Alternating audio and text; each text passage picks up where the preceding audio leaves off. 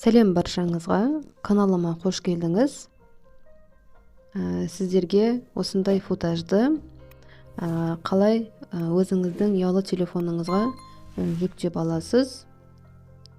Жолын көрсетемін. Қазақ тілінде бар, орыс тілінде бар, және де ағылшын тілінде де бар. Ол үшін сізге осындай Pinterest деген приложение қажет. Оны Google Play'ден немесе App Store приложениесі арқылы жүктеп алсаңыз болады. Осы Pinterest приложениесіне кіріп, төменде тұрған поиск батырмасын басып жазамыз.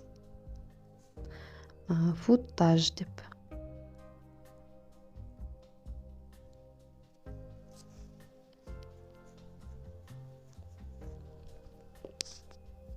Көріп тұрғандарыңыздай, осындай жасыл фонда шығады.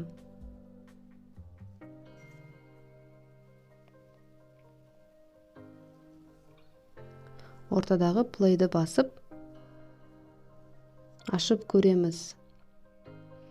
Бұл футаждар көбінесе YouTube каналда болады, және де сол YouTube'ты біз өзімізге жүктеп аламыз.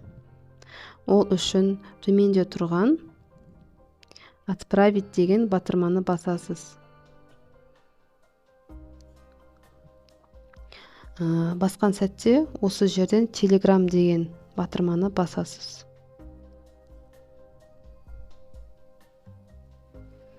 Басқан сәтте міндетті түрде YouTube Download Bot деген осындай бот бар.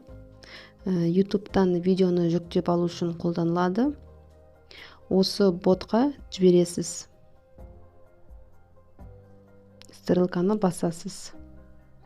Осы ботқа жіберіп, өзіңізге жүктеп, сақтап аласыз.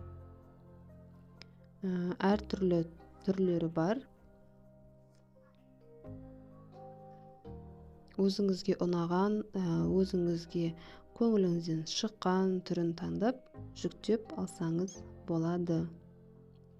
Жіберу ретін түсіндіре кетейін. Видеоны ашамыз. «Отправить» дегенді басасыз.